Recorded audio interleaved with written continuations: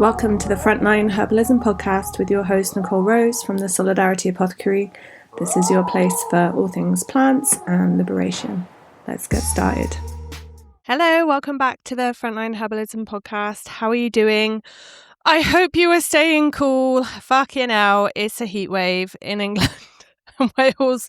And anyone who knows me constitutionally, I am not a fan of the heat. I am an absolute winter baby, and I just melt. Like when I used to work with the mobile clinic in France, all winter I would be absolutely fine, being able to like open all the dressings, like could like be outside for hours on end. And then as soon as we did like the summer trips, like I would be the team member in the back of the van with a fucking heat stroke. So anyway, I am struggling. I've moved from the static caravan into my mum's house where it's a bit cooler.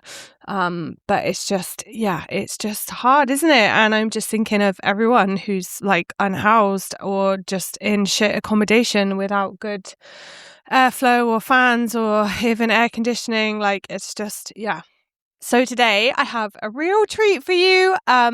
I interviewed Bon last week, and we talked about all the things from like anarchism and herbalism to like coming at this stuff, like this work from, you know, like things we've been through and like creating offerings that are like healing for us and other people. And we just like talked about all the things. So I'm going to read Bon's bio out, and you can find it in the show notes as well. But I just want to extend my gratitude for their time for this. Like it was really, really special. Like there was so many times during our call where I got like proper goosebumps. If you are kind of passionate about the potential of plant medicines and their role in the world, then you will just fucking love this interview. So Bonnie, they them, is the founder of Raven Sun Traditional Trading, grew up on Cucapá lands. Their early life was defined by a deep connection to family, food and nature. This bond was shattered when they lost their mother to deportation and their father to suicide, forcing them into a restrictive foster care system defined by total separation. Though they survived the system and excelled in college, discovering a passion for culture, art, and medicinal plants, unresolved trauma eventually led to severe addiction. At 26, the plants called them back, grounding their 7-year recovery and inspiring them to launch Raven Sun Traditional Trading. For the last 8 years, they have used their lived experience and endless study to share herbal medicine with unsheltered relatives and anyone who wouldn't otherwise be able to access these offerings, turning grief and rage into community healing. I'm going to shut up and I'm going to let you listen. I'm going to be back soon talking about the clinic. Just want another little shameless plug that my Rosehip Herbal Clinic, my kind of like rebrand. Basically, I'm available for new clients at the moment after being super busy since January. So if you are interested in one-to-one, in-depth, personalized support, please reach out. I would love to connect with you. And anyway, I hope you enjoy this interview. Thanks again to Bonnie. It was just, absolutely amazing. Okay, take care.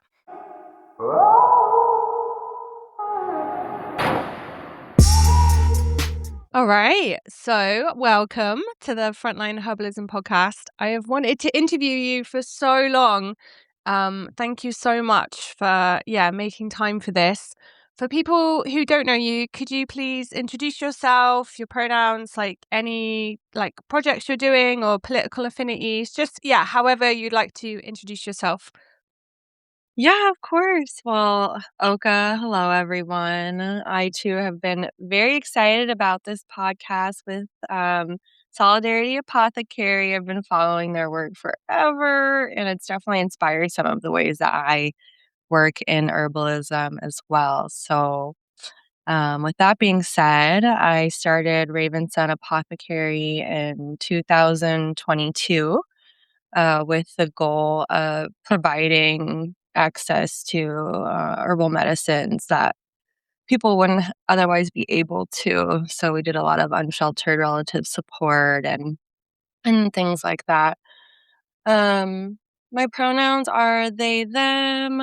I am a native anarchist, and that also informs a lot of how I work within Raven Sun and within the wellness and health community as well. I think, Nicole brought up a really good and interesting point in the interview questions that were sent to me prior to this recording. And I loved the, moment to kind of reflect on like, what does it mean to be an anarchist and an herbalist? Because there aren't a lot of us out there. And so I'm like really excited to have this really specific conversation about, frontline herbalism, anarchist herbalism, queer herbalism, and so on. So I can't thank you enough for having me here. Thank you so much.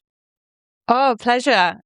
Yeah, I guess one of the things that stood out for me on your website, like, which obviously links, like, obviously everything is super connected, but Mhm. one of the statements that really stood out for me was, yeah, my work is rooted in the belief that healing should not be a privilege. Through herbal medicine, mutual aid, and community organizing, I strive to create the kind of care, dignity, and support I once needed myself. And yeah, it just like hit me so much. And I'm just curious, like, could you share a little bit more about that and yeah, what that means to you? Sure. Well, I think that, by and large, I guess to specifically kind of share about what I mean here is mostly that what I have, kind of found through lived experience and embodied experience is that when people go, to the doctor because of a certain ailment or whatever, there obviously, I think we all know that there is not a cohesive way of understanding what is hurting one person. And so you get prescribed a pill or, you have to go get this scanned or you need to go get um, this test or what have you. And you can be waiting years to actually figure out what's going on. And while you're doing that, you're going through an immense amount of like pain and suffering. And usually you end up realizing that what, these Western doctors are saying and prescribing you isn't actually healing you. It's just relieving symptoms, right? So true healing, true embodied healing comes, I think, as a privilege to those who can, um, have the time to research what's going on with them outside of Western medicine that they have access to. I've spent tons of time researching and looking for answers as to kind of some of the uh, things that were going on with me that I didn't understand before I really had an embodied experience with like nature and plants. Um, and I know that, not everyone would have the exposure to this kind of healing living in, an everyday Western society.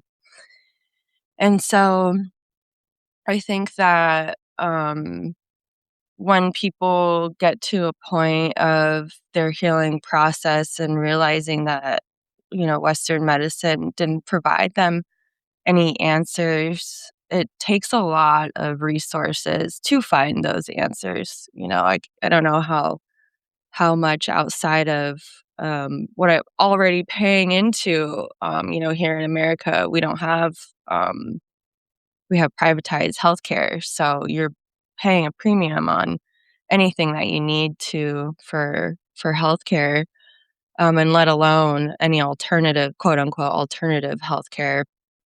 Um, so I know tons of people who have looked outside of Western healthcare and have had to spend a lot of money to access that kind of healing, and that's what I mean, that it shouldn't be a privilege, and that should really be the start um, of someone's healing journey is really with the plants, and looking at, who is this individual connected to? Do they have a community? Do we need to help them find one? Do we need to make sure that they have healthy food?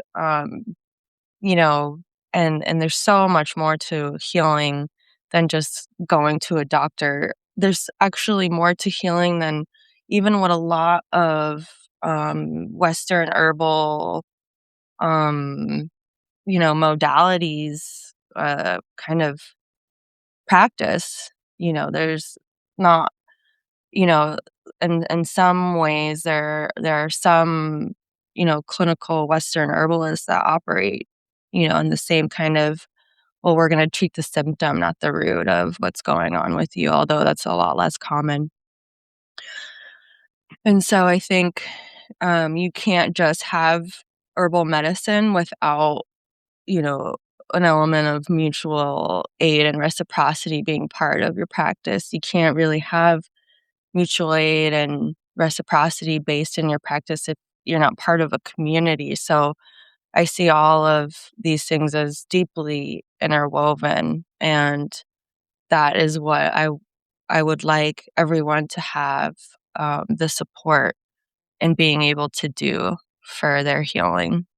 Amazing. Yeah, like I think it's so true about, especially I've never been to the like so-called US, but in the UK, like a lot of herbalists just like they just want to be doctors, like even to the point of wearing like white coats like during their clinical training and stuff, and it's like ugh.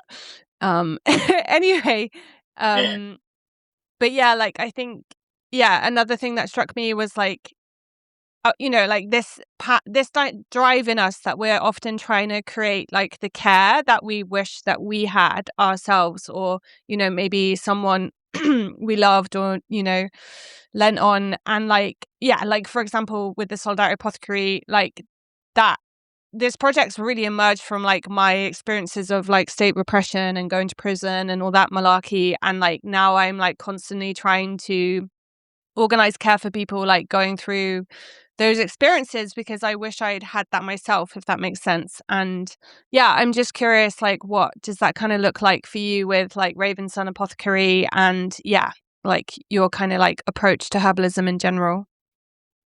I think a lot of what that looks like for Raven Sun Apothecary is definitely about the plants and connecting people to plants and plant medicine. I think even more so than that is just letting people know that there is a person out there who deeply cares for them, who deeply wants them to have what they need, and who deeply empathizes with them. I, as someone who's gone through a lot of life experiences very early on in my life, I can remember the individuals along that that struggle that just made me know, just reified for me that I was not alone. And I would love the apothecary, and the apothecary has been this for so many, and communicating that through the plants, that they are not alone and that they truly are connected to a whole community of non-human relatives and of human relatives who deeply care for them. I I guess to speak for the apothecary in a more tangible kind of material way, um, when I started it, kind of like how had mentioned in the introduction, I was deeply intertwined with a community of people who are doing unsheltered relative support in a place called known as Flagstaff, Arizona, one of the snowiest cities in here in the States. And so every winter, unsheltered relatives would obviously struggle to survive, and many oftentimes freeze to death. And so, um, and thinking how, in the ways that one could become unsheltered under colonialism, under capitalism, we know it could happen to anyone, and has happened to so many, including people that we like probably know and really love. And coming from a place where I have a mother who was deported and likely is living on the streets somewhere. I hope that someone out there is caring for the unsheltered wherever she might be, as much as I'm caring for them where I live. And I think that in that kind of, um, in that kind of way of like creating the care we wish we had somehow isn't even, um, is kind of encapsulating of what living in reciprocity even means, and living walking the plant path, and how that shows you that there are, um, plants and medicines that are there to care for us in very specific ways, and how that, coalesces to a life of like caring for ourselves and for others. Because we're just conduits of what the plants are, the messages that the plants have. And I think that when we interact with people through the medium of plants, it empowers them to know that they are cared for. And so that's been a large part of how Raven Sun Apothecary works, isn't just like, oh, your back hurts because you're unsheltered and living and sleeping on pavement. So here's some CBD salve. It's actually so much more like, look at, we have great conversations about, being able to grow your own medicines and find your own medicines, even while you're unsheltered, and what those medicines and plants are really looking out for you on, you know, on the, while they navigate life as an unsheltered person.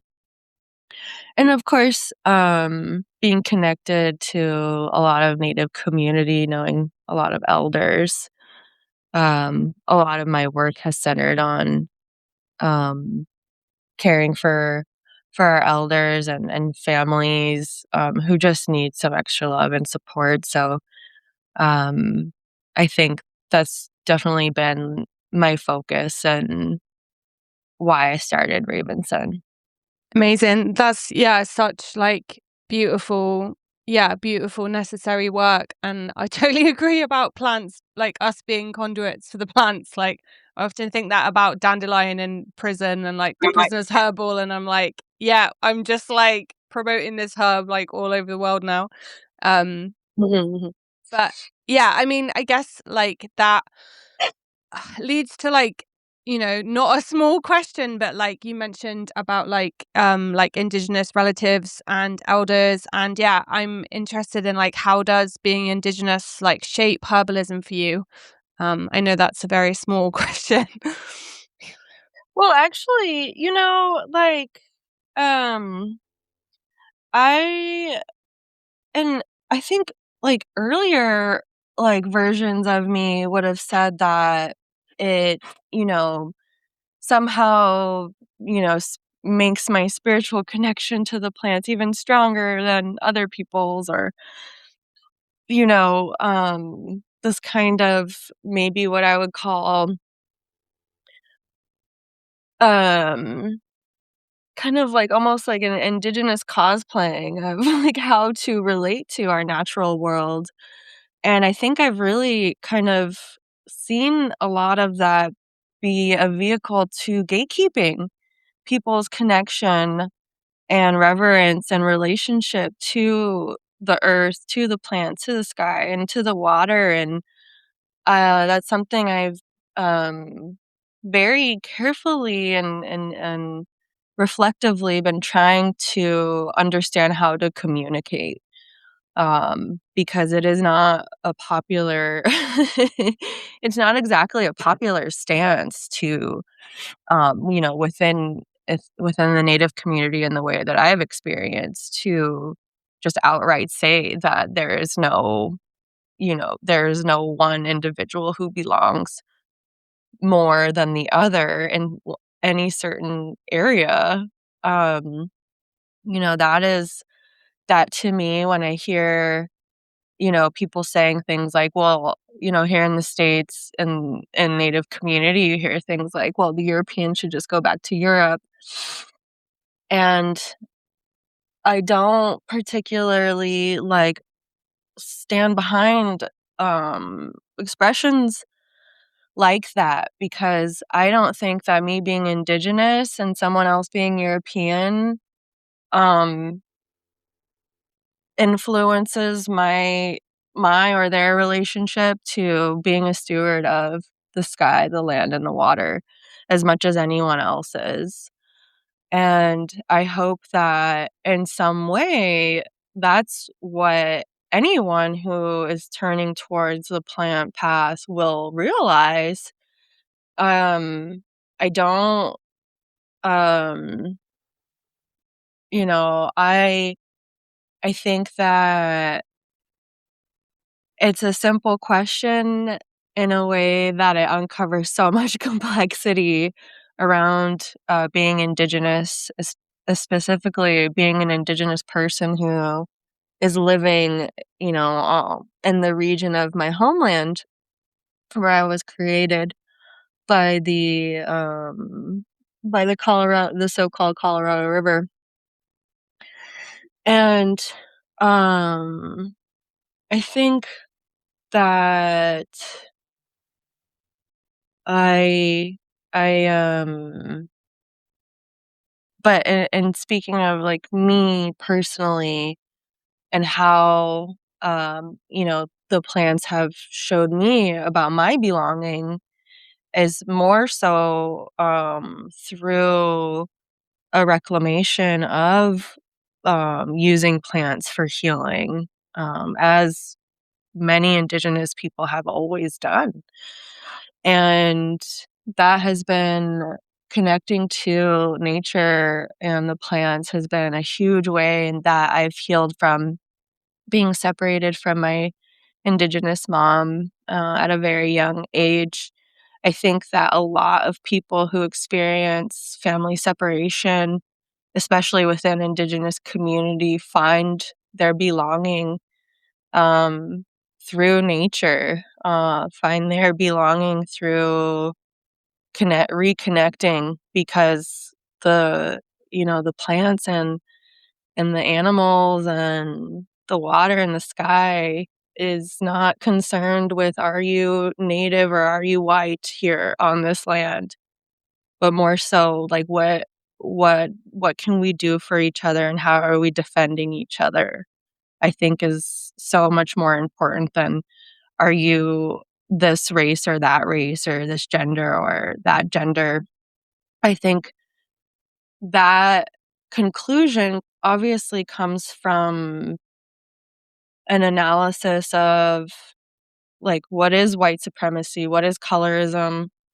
Obviously we all know the horrible history of colonialism on this continent, but I really truly don't think we're going to um really reach this point of living in harmony with the land and the sky if we keep gatekeeping what it means to be an herbalist and a healer on certain lands. Thank you for sharing that. I think that kind of relationship without mediation is fucking powerful, and I think that's kind of also how I connect herbalism to anarchism, which we can come on to. But you've mentioned your mum a couple of times, and I guess for people that listen to the show or follow the Solidarity Apothecary, they'll know that a big part of my sort of work in the world is around talking about trauma in the present tense and recovering from trauma. And I know it's sensitive for people to talk about, but I was hoping, like, would you mind speaking about like foster care and like the trauma of separation from parents, just as like a kind of like, yeah, like a embodied experience for you? Because I just feel like it's something that people don't like really talk about much, but yeah, I'm just interested in like how that has like shaped your life, and yeah, and like you said, like led to this relationship with plants. But yeah, if you could speak to that, that'd be amazing. Of course. Yeah, and people who follow my work will know that I am not very shy in talking about this because um I'm sure that the population of people who have been in foster care and aged out of foster care seems small, but there are so many of us. There are so many of us who are pretending that that didn't happen to us. Um and actually, more recently, I kind of, during the kidnappings by ICE here in the States of our indigenous relatives, you know, made a post about like why I started Raven Sun, and shared about having been separated from my indigenous mother at a young age, and then having her go missing, and that being part of the larger missing and murdered indigenous relatives movement. In that sharing, so many people who I've known who are also, on the plant path, shared, "Oh, like, thanks for sharing this. This, affected me in my life too." And so I really, I'm really grateful that, we're not shying away from topics like that, and, the things that, you know, um, people need lifetimes of healing from after, experiencing the traumas of family separation and foster care. And, you know, um, I did get to spend the first 10 years of my life with my parents here in the States. And that's, that's who taught me mutual aid. We would go back to my village. Well, here, I guess I'll rewind a little bit. So I'm Cucapá in German, indigenous from my mom's side and European from my dad's side. And my parents met in her village in Mexico. Um, we're Cucapá, so there are Cucapá where I live here in so-called Arizona. Our tribe was, um, basically, separated by the border. So technically, in colonial terms, I'm a Mexican Cucapá person.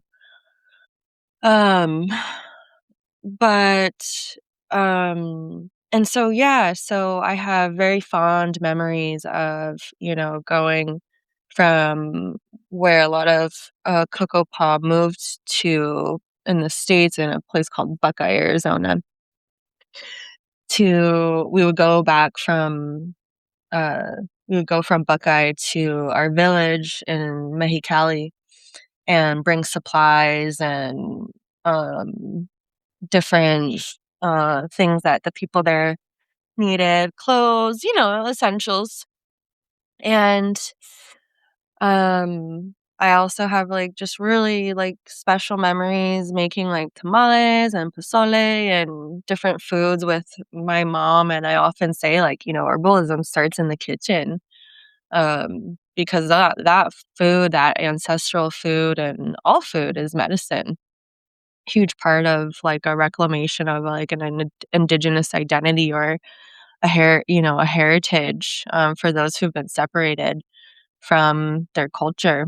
I think, a lot of it comes through herbalism as food, herbalism as medicine.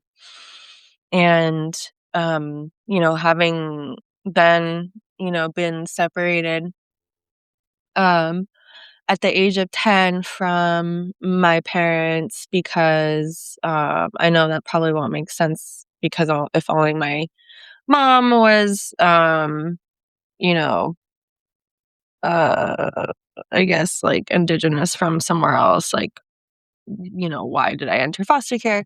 Well, when my mom was being deported, my father um, couldn't handle the stress of it and unalived himself. And so that's how me and my sister entered foster care. Then me and my sister were separated within the foster care system.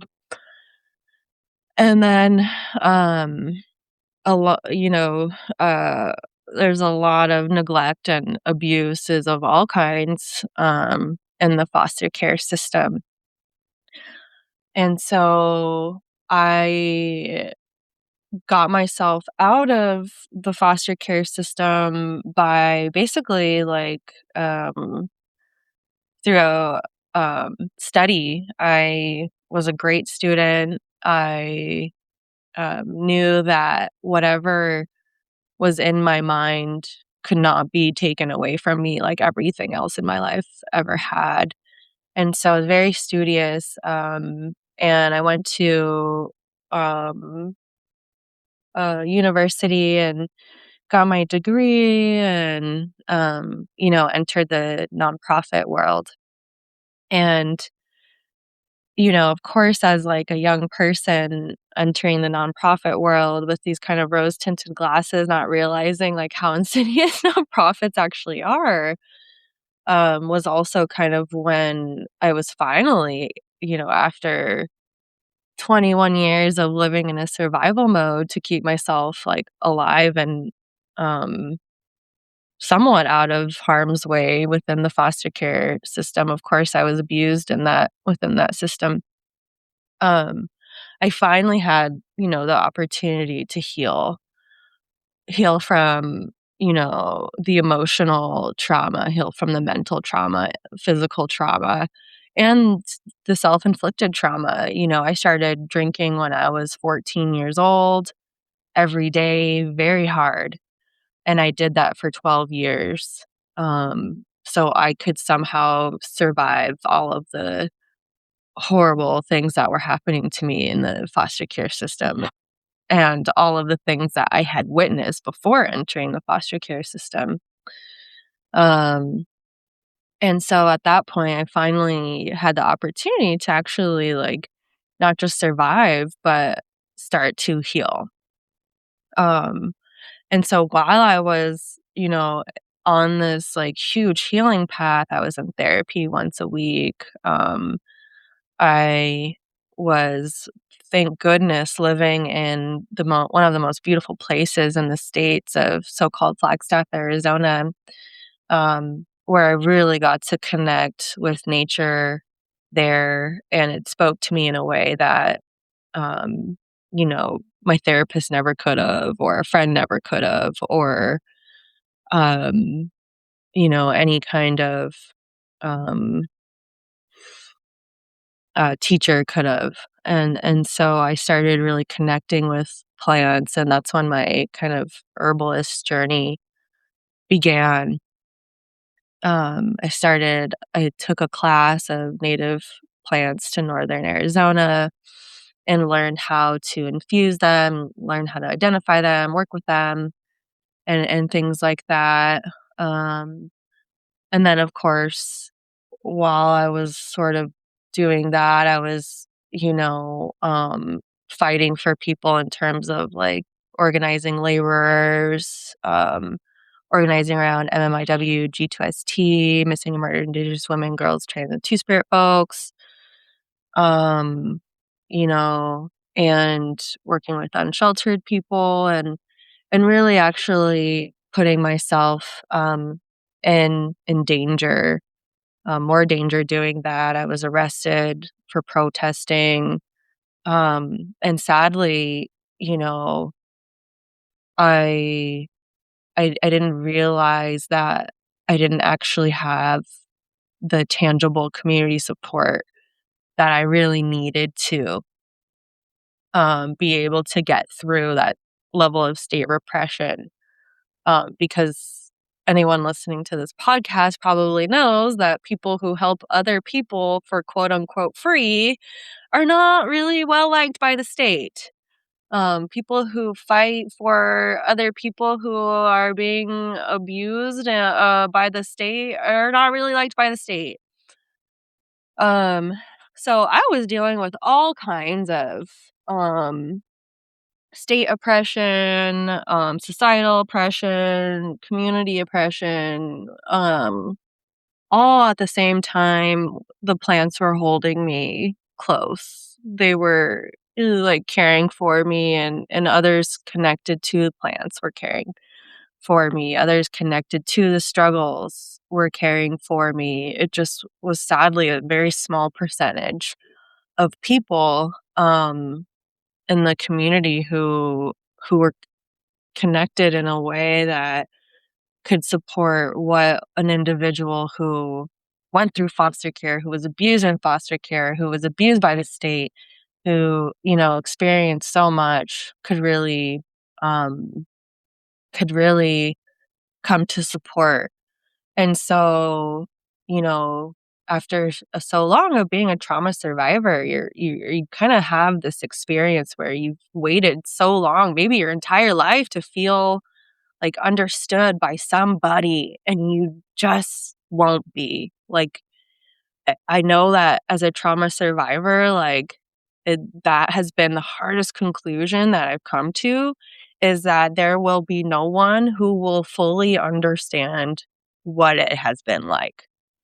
And so a large part of that attachment to, like, fighting so hard to be understood has been through letting go, through letting, our more than human relatives speak to me in a way that I haven't by another individual before.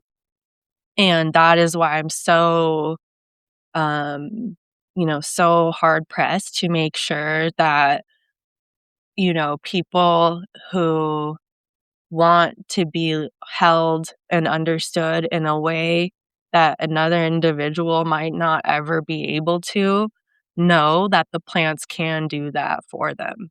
Thank you for sharing like all of that. And like, yeah, I always talk about how like it's like the relationship of herbalism that is healing. Like I can send someone a bottle of medicine or tincture or whatever, but like yeah, that relationship is so transformative. And I think when people have been through like so much fucking trauma, like, like it's really fucking hard to trust humans, right? And I'm so sorry Um, to hear that, people didn't show up for you through like the repression you went through. And I always think there's like some weird subconscious fantasy in me of like, if I have, yeah, enough contacts like in the anarchist Black Cross world or whatever, that I'll be supported in whatever situation. And it's just like so hard that like still that doesn't happen. Like even mhm, when people are like super active in certain like crews or networks or movements, it's just, yeah, it's really, mhm.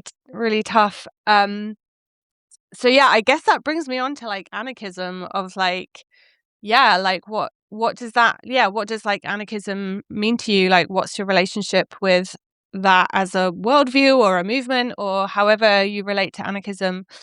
Um, Yeah, I think, I love that, like, highlighting that, um like, herbalists and anarchists don't identify in in similar circles, and I think that goes to basically a great critique of both communities. I mean, I think it to me, they they're so deeply intertwined that I can't understand how they've been so compartmentalized from each other. Um, because herbalism is, um, like how to be an anarchist, I think has so much to do with living in a non-hierarchical praxis. Um, and I think so much of herbalism is the same, um, is the same in terms of like, uh, how we connect to each other, how we connect to the world around us. And so sharing more specifically about what anarchism means to you and how that relates to anarchist organizing, mutual aid, and Raven Sun Apothecary is pretty simple. I mean, it's of course, anarchist theory can go, you can go in circles of, these terms and, these histories and the praxis and the theory. And like I definitely have done that. And there's a lot of good resources out there. But I think to really boil it down to something pretty simple to me is just living in a non-hierarchical relationship to everything. And I think, and as specifically, if you're looking at an indigenous anarchism that includes how we live in non-hierarchy to the land and specifically defending what's sacred.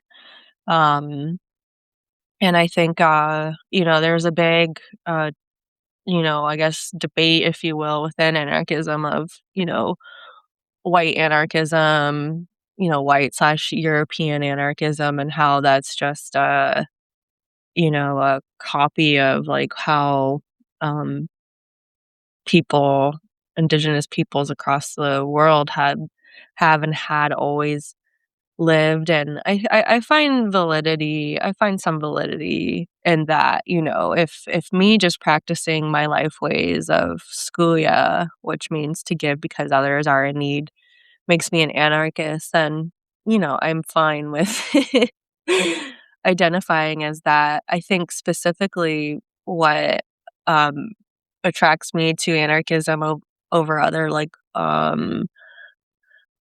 I guess if you want to be binarical about it, the left, their leftist identities, is that even in socialism and liberalism, there's still some central figure who is,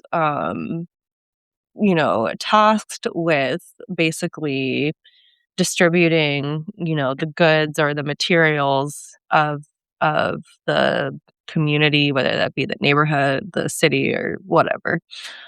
And I just don't find that kind of governance by any one entity, no matter how democratic it may be, necessary. It's just, I don't think it is. I think one thing that, and being indigenous and being an anarchist has, you know, I guess led me to believing is that, um, you know, cycles of reciprocity kind of just sort themselves out, um, in a spiritual, connected way. Um, and so why not just live in that trust? Why not just live in the trust and in the knowing that reciprocity by in one way or another is always achieved? We have to trust that. And so I think that part of being an anarchist over, as opposed to like a socialist or whatever other leftist identity is so rooted in the idea that like we don't need to have we don't need to live in a scarcity mindset. And that's another part of anarchism for me is knowing, deeply trusting that we do have what we need, and what we need um, you know, will present itself to us. And I think that anarchism, that kind of deeply trusting, is a lot of how I got through so much of, the childhood abuse that I experienced, the state abuse that I experienced, and, even lateral violence that I have experienced, within Native community. I think there is this kind of tension between being Native and being an anarchist because within Native community, there's a lot of protocol. There is an embedded hierarchy within those protocols. And a lot of people see that my kind of anarchism does not align with a Native protocol, and that has led to a lot of experiences of lateral violence within that community. But, kind of going back to like, well, how does being Indigenous shape herbalism for you? And it maybe outside of Native community it seems obvious, but within it, I'll you know I, I'm not like I'm not afraid to say that most Indigenous people aren't practicing with plants. Most Indigenous people aren't defending the sacred, and that's really sad. Um, but it makes sense, because of colonialism, obviously, and capitalism. Um, and so, that brings a lot of like conflation as to how to like move along in a way that is like respectable, um, and also part of, uh, you know, I think part of having an obligation or responsibility to a Native protocol is hierarchical and it's coerced.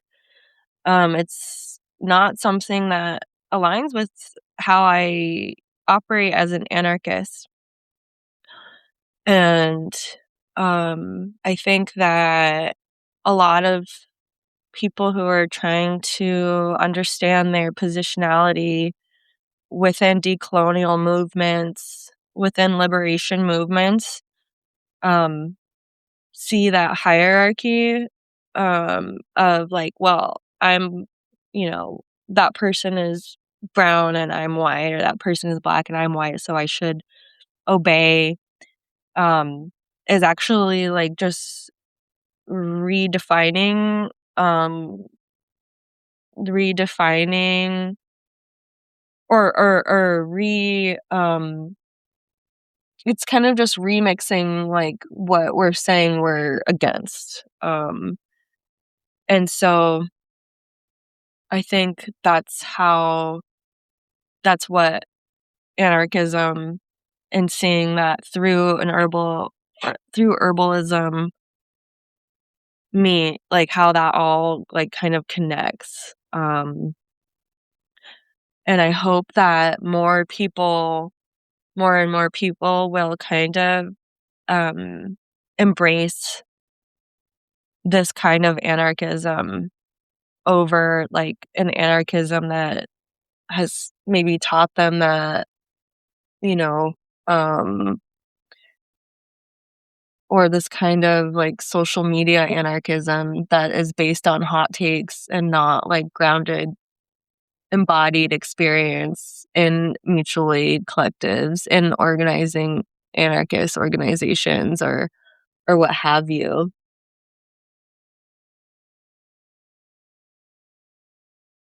Oh my God, I could like literally talk to you all day with like so many questions about this. I'm just watching the clock though, because I've got to go back to my little one at 6:30. It's very close to his bedtime. So, Okay. but yeah, like, wow, there's like so much to unpack there. And I'm sorry to hear about the like lateral violence you mentioned. And like, anarchism is a fucking lonely place. Like, I feel like there's like hatred from everyone, like from like the authoritarian left, from the fucking state, from capitalists. Like, I just feel like if you align with like a sensation of like freedom and self-organization, then like, yeah, people like, it's a threat to power, right? So, Mhm. yeah, that can just like manifest in so many spaces. But you mentioned like defending the sacred a few times, and yeah, that obviously made me think of a close friend of yours, Clee. And yeah, I never had like the honor of meeting him or talking to him. I've like read a few chapters of his book, but yeah, like it just came out just before I was about to give birth, so I haven't had much like reading Aw. time. But yeah, could you share a little bit about who he was and like your relationship? And yeah, I always associate you with him, so I'm just kind of interested. That makes me happy to hear because, oh my gosh, we had such a good time talking smack, organizing, fighting a state, fighting repression, or, yeah, oh man. So the first time I ever met Cleve Benally was during the, I guess, 2000, what was it? I think 16 rise of fascism.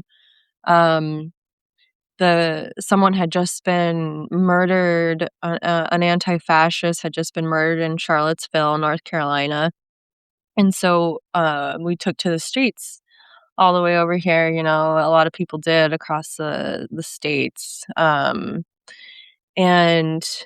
I was kind of coming out of my realization that organizing within the colonial state, in my experience of 8 years of labor organizing and raising the minimum wage, and getting rid of tipped wages, was not the answer. It was not, the freedom and liberation from, the clutches of abusive powers that I wanted and needed. And so I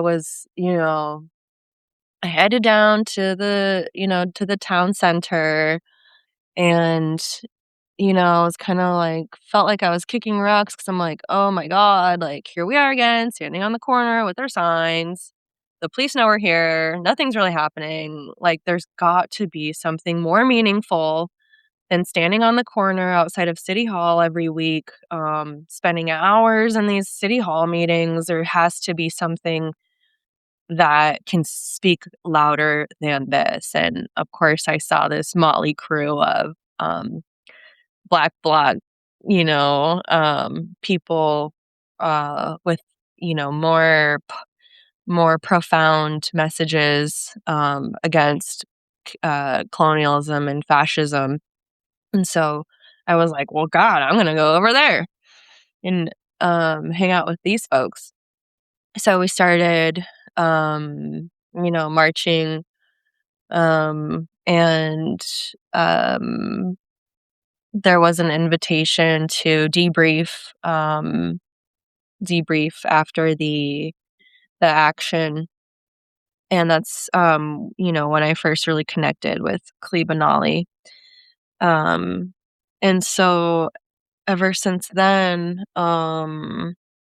we just grew very fond of each other, and, had really similar ways of seeing and believing and acting and stuff. So we were really close for the last like 8 years of his life. And in a lot of ways he was my mentor in terms of like anarchism. And in a lot of ways, as he shared with me, I was helping him, kind of helped him stay young. um, and especially in like staying, you know, um, kind of keyed into specifically like a lot of gender nihilism, queer stuff, um, and kind of like really, together helping shape what an indigenous feminism is, and, what indigenous masculinity looks like outside of cis heteropatriarchy. And oh my gosh, like this could be a whole podcast in itself of all the things that we did together.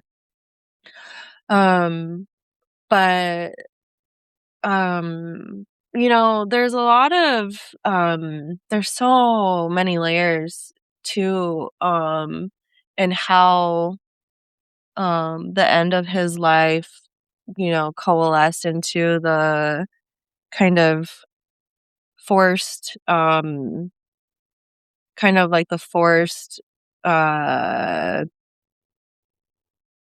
breaking up of indigenous action, and how that resulted in a lot of um kind of digression of what Klee actually really fought for and believed in, as indigenous action turned into more so of like a property thing. Well, indigenous action wasn't just Klee Benali, but it very much turned into that after he passed away. Um, and so a few members fought really hard to keep it and to keep the platform, to be able to do all of the amazing things that we did, which was obviously provide a lot of political education, but also so much organizing, and so much crowdsourcing for people experiencing state repression, people experiencing abusive relationships, all kinds of things, was just kind of, um, you know, uh, just starting to really crumble apart because of, this person is, you know, this person and that person knew what was best, and it just all kind of ended in a shamble. But honestly, one of our podcast mottos was "Let the bridges we burn light our way" and stuff, and that kind of going up in flames of what was indigenous action after the passing of Klee Benali, I suppose, was, it lighting its own fire and showing us all a different way of being, because, as Klee was so loved and adored and looked up to and inspired so many people, that was at the cost of his health. Um, for someone who had never had a drop of alcohol in his life to have liver disease was a clear indicator that um, the amount of necessary and righteous anger that person carried was unsustainable. And, and being in circles of anarchism and seeing how poorly activists and accomplices care for themselves because they are so entrenched in the fight is so heartbreaking, and so sad to me. I think it's not a way of living an anarchist life. Um, Anarchism necessitates that we care for ourselves deeply, for the long haul. And so I think after seeing, him and many others really suffer so much because of their fight and their dedication to the fight, really changed how I approach, my fight now. Um, and um, I cared for Klee in a lot of ways, especially in the last 3 years.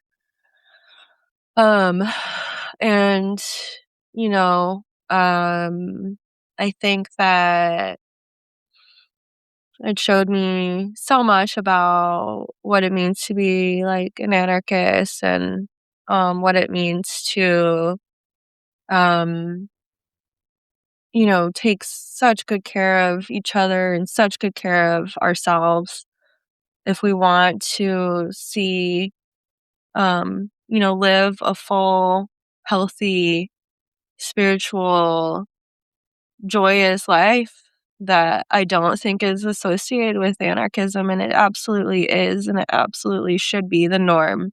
for us anarchists to live in joy, because we're all experiencing the repression. We've all experienced the burnout. We're all experiencing um, the the responsibility that we take on as anarchists. It's not just doom and gloom, and it never should be, and it doesn't need to be. And I really hope that an anarchist herbalism, indigenous herbalism, anarchism, really comes out of what we've been experiencing, not just here in the States, but globally for the past few years with the rise of fascism and oppression. And of course, we all know we've all been experiencing that since time, since contact of the settlers here, especially as a connected Indigenous person. I really hope that in that experience of seeing a very well-known Indigenous anarchist suffer so much, I think, and others within the anarchist community. um, I really hope that we don't keep normalizing that level of burnout, and see a healthier way of doing anarchy. Oh my God, we're definitely going to need a part 2, like seriously. Like one of my like biggest like mentors in my life when I was a child, like she passed away really young, like, and just the levels of like self-neglect were like so extreme because of this like kind of like, yeah, just like disposability culture. And like, yeah, like I really like, it literally gave me goosebumps, like what you were talking about then with anarchism and like caring for ourselves and each other for the long haul. And it's like what we're really trying to kind of achieve with the Black Flag Herbal Clinic is just like normalizing like this culture of care, and how that's just so like has so much affinity with what anarchism is or can be. So I texted my babysitter and I said, "Can I overrun by 5 minutes?" And she was like, "Yeah, it's fine." Um, Oh. so I had like two questions. Like, I feel like we both like love plants so much, but we haven't talked about any like specific plant friends. So I would love to hear. I absolutely wince when people ask me for a favorite plant, because I'm just like, how the hell could you choose one? But if you could share like a little bit about a plant that you have a strong relationship with, I would love that. And the other question I had was, um, you talk about like traditional trading, and I'm like super curious about that, because I've heard like this critique around, like commerce is like very different, sorry, to capitalism. And like, I'm also like trying to fucking build a livelihood in this like really weird world, and like trying to financially survive and all of this shit. So I'm just, yeah, curious about what that looks like for you with like Raven Sun and stuff. So yeah, I don't mind where you want to go. I've literally got about 5 minutes left, but Okay. yeah. Okay, in these last 5 minutes, sure. Well, as cliche as it might sound, I do have a favorite plant, and my favorite plant is 1000% rose.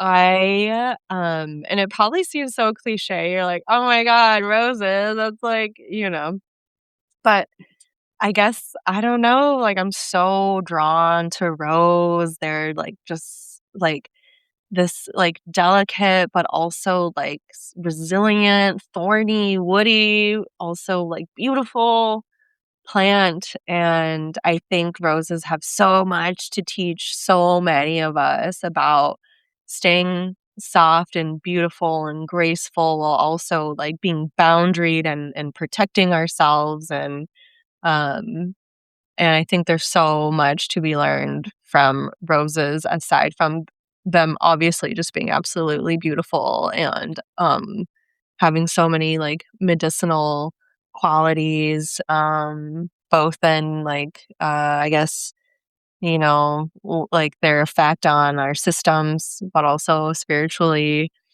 and energetically. I think they're just a great symbol of like how to live in a really balanced way of having that softness, but also that, you know, thorny, boundaried life.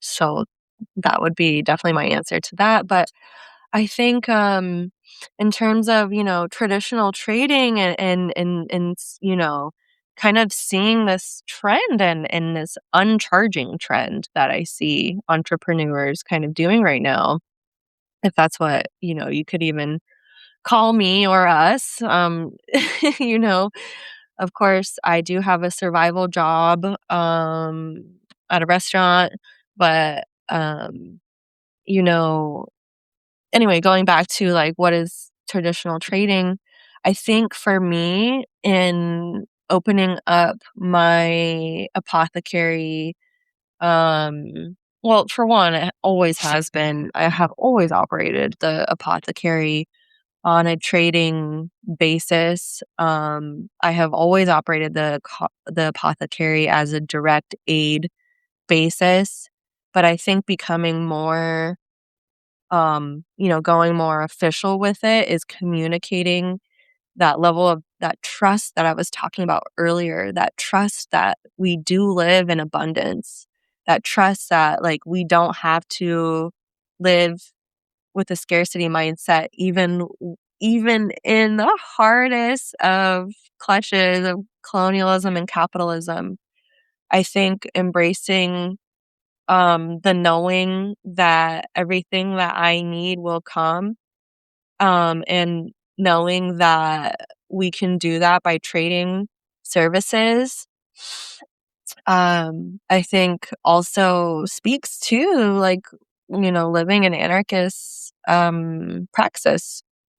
Um, there are things that I could pay someone to do that I need done, or I could just give them, like, a care package and they could care for, me and what I have going on that I need help with that I don't know how to do.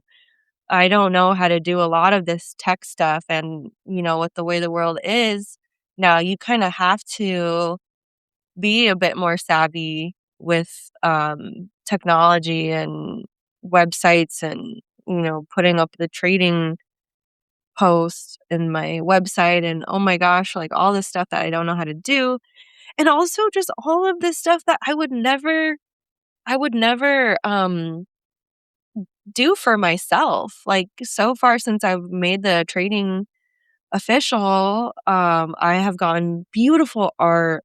I have gotten a custom-made beaded bolo with, a raven and a rose, and all of these things that I would have never thought of providing for myself, and that, I think, is what living in a traditional way here in a modern society where colonialism and capitalism dictate that we must have this amount of money to be able to live has brought me so much more than, if I had just charged, the $85 for the salve, and that, or and vice versa, if I had just, like, given that person, their service fee for helping me with my website.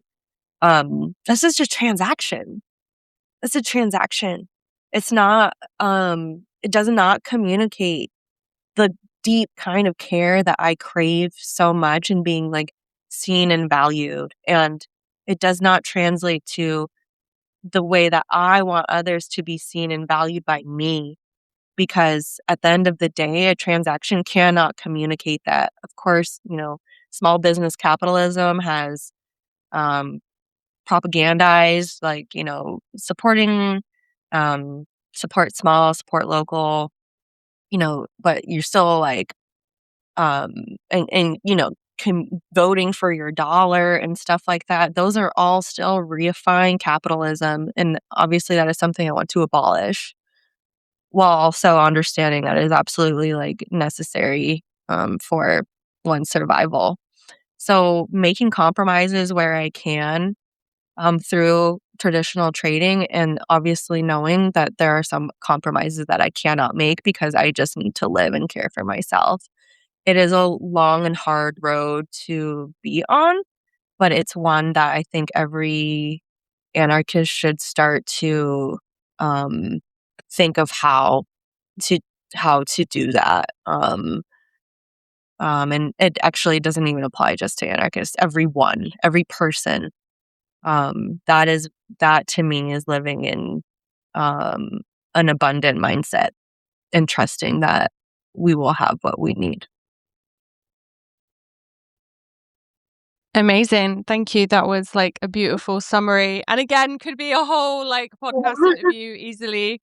So where can people find you? Give us, obviously if you send everything over, I'll put it in the show notes, but just so people can hear, like, how can they learn from you and connect with you? And Yes. So I am mostly active on Instagram. I hope that changes. But people can find me at Raven Sun _traditional trading. My website is definitely under construction, but it's ravensunapothecary.com. And those are the two best ways people can find me. I hope to expand outside of the metaverse for folks to connect with me too, but those are the two main ways for now that people can find me. amazing. Thank you. Thank you so much for your time. I really appreciate it. And I could just like ask you question after question for like hours and hours. But I better go and get this 2-year-old to bed. But yeah, thank you. Thank you so much again. And I fucking love that you said rose, because like I'm such a rose person. I'm just like, yeah. So yeah, thanks so much again. Okay, well, Nicole, thank you so much. It's been a pleasure. I really hope this lends to more collaborations on more podcasts and zines or what have you, but it's really been lovely, and I hope everyone enjoys listening to this. Thank you so much for having me. Amazing. Thank you so much. All right, take care. Thanks. Bye. Bye. Thanks so much for listening to the Frontline Herbalism podcast. You can find the transcript, the links, all the resources from the show at solidarityapothecary.org/podcast.